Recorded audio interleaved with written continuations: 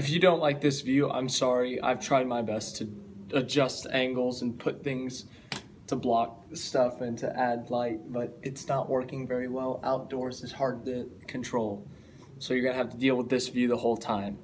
Anyways, the more important stuff, Brad Keselowski dominated today. Led 446 out of the 500 laps. We don't usually see dominating races like this, especially at short tracks. I mean, when's the last time you can think of that? They said the last time someone's led over 400 laps was like 1997 or something with Jeff Gordon. And they said the last guy to lose with 400 plus laps led was in the 70s. So it doesn't happen that often. But then again, those are two completely different examples. But all right, here we go. Not a ton of action, like wrecking-wise today. There wasn't any major wrecks or anything with front runners. There weren't any major wrecks at all, really. Michael McDowell hit the wall. Matt Tifft hit the wall. Let me think. Eric Jones blew a tire, and that kind of ruined his day because he couldn't get down to get to pit road. He ended up going a few laps down, and that ruined his day. Those are really the incidents that happened. There weren't any big incidents like if you saw my video yesterday, like when Matt Kenseth wrecked, Keselowski and Kurt Busch, they were in the top 5 at the time, but that was from 2015 Martinsville. So nothing really big like that, but there was a lot of action, honestly. There was a lot of passing, a lot of bumping. A few bumps I saw, just stating. Boyer got pushed up the track. Larson got pushed up the track. Almirola got pushed up the track. So there was still a lot of physicality with the cars. It's not like they were just doing nothing all day. They were pushing each other out of the way. They were getting inside. And the outside line surprisingly stuck today. This is the most I think I've ever seen the outside line stick at Martinsville. And it was doing pretty well. Chase Elliott ran it a little bit. He actually started to run it at the end. He would run a little diamond. He'd go to the top line a little bit and then cut down and accelerate off the corner. He ran that towards the end of the race. The last 10 laps he ran it. It actually ended up helping him catch up to Keselowski, and then the last corner he did not run it because he wanted to see if he could get the bumper to the 2. He could not. I honestly think if he tried to get that again, he might have a chance coming off the corner to tap the 2, maybe get him a little loose. But you know, it's a tough situation when you couldn't do it, and then when you finally do it, it's a little bit too late. So I think either one would have failed. I think that Keselowski would have won regardless.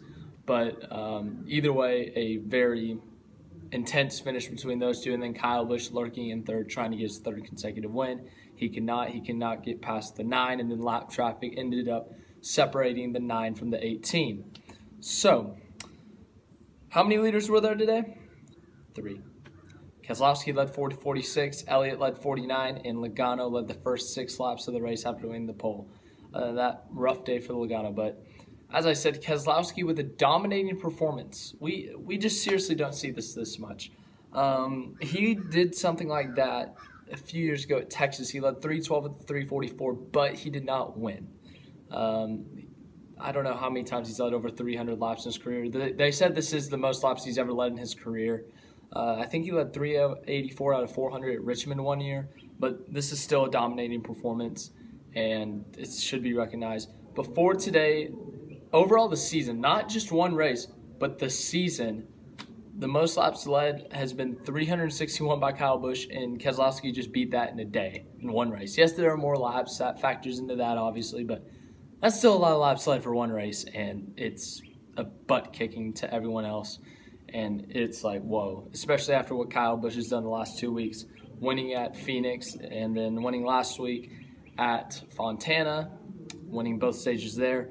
And now Keselowski is able to get some playoff points as he swept the stages and won the race. And also he gets a grandfather clock, and also he gets a really cool title of saying, I led 446 laps and won. Now we will go through the finishing results. Brad Keselowski, obviously, as I said, a very dominating win, but he barely hung on as Chase Elliott was right there at his rear bumper in the last few laps after he made that run at the end. Elliott finished 2nd after the best run Hendrick Motorsports has had all year, leading laps and a top 5 finish, their first top 5 of the year. Before today, Chase Elliott had not led a lap this season, so that's good for him that he's leading laps and that he got a top 5, but they've struggled at tracks as last week, Auto Club, Vegas, whatever, like all the other tracks basically. Vegas, they got a top 10, but you know, this is their first top 5. This is their first like real contending for the win kind of finish. Kyle Busch finished third, as I said earlier. He was lurking there for the three-way battle for the lead, but then lap traffic eventually gave space to Chase Elliott and Brad Keselowski. Fourth place, Ryan Blaney. Very good day for him. Very good points day as well. He gained 48 points on the day.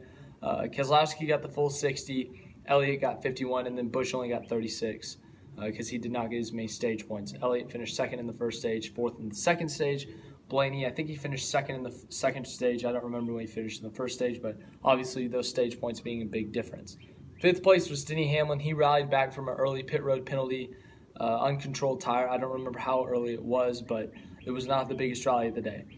Sixth was Kevin Harvick. He had a pretty solid day. Yeah. Seventh, here's the biggest rally of the day. Clint Boyer, 2 speeding penalties, back-to-back pit stops. He ends up finishing 7th. A great really rally for him. Martin Truex Jr. finished 8th. He started there. I picked him to win, but he's finished where he started. Good job, Martin. Outside pole sitter, Eric Almirola finishes 9th. Daniel Suarez with a nice solid top 10 as well. So we got all SHR cars in the top 10 right there. 11th, Austin Dillon. I have to say, I'm very impressed with that run today. I was not expecting Austin Dillon to have a good run. He's not been great at Martinsville in the past. He started 29th, but he got an 11th place finish on the day. That's a solid day for that team, the finish. So, yeah, congratulations to them. I was not expecting that. Very impressive. 12th was Kurt Busch. He's been running pretty good recently. Top 10s, top 5s, leading a couple laps, not a ton. But 12th, that's all right. 13th. Speaking of the Dillon, we'll go to the other Dillon. He finished 13th. The Dillon brothers had a very good weekend, you know. I'm impressed with them this weekend. They got some bonus points on my personal little radar for their driving ability. That's impressive. 14th, Alex Bowman. 15th, Paul Menard. 16th, Ryan Preece. 17th, Bubba Wallace. Good for Wallace. Good for him.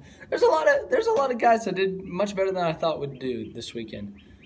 18th, Kyle Larson. 19th, Joey Logano. Rough day for him. Oh, it says he only led 5 laps. So, wait a second. 4:46, 49, and 5. What does that equal? 4:46 plus 40 is 4:86 plus 9s. Oh, yeah, that is. I don't know where I got 6 laps from, but wherever I got it, that was wrong. Logano, rough day for him, obviously. I mean, he got ran over a little bit at the beginning of the race after he got passed by Keselowski. But not the finish they wanted, especially after the pole. Yeah, he probably saw my video and didn't want to repeat that, so he avoided everyone.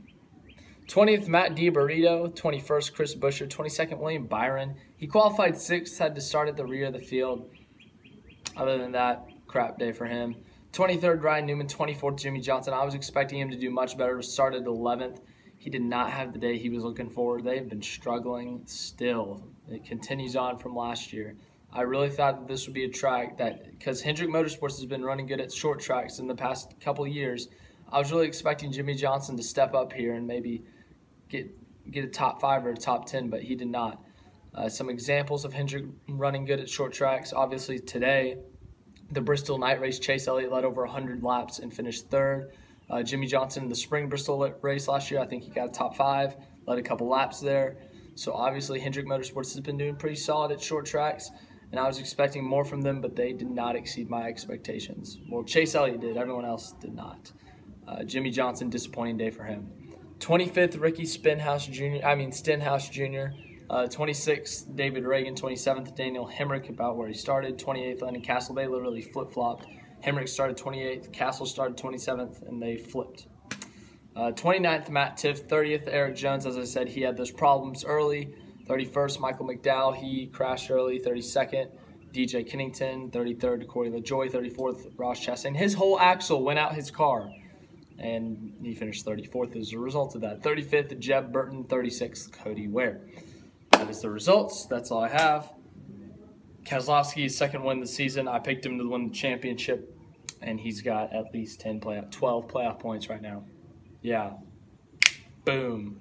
Thank you for watching this video. I hope you enjoyed it, even though you can't see my face. I'm looking at the camera. I can't even see my face right now. It's just a big blur. It's a big shadow, so sorry about that. I tried my best for about 20 minutes, but it didn't go so well, and I was like, I don't want to move locations because it would be bothersome. So thank you for watching this video. I hope you enjoyed videos here Yeah. Subscribe by clicking the face as usual. Thanks for watching.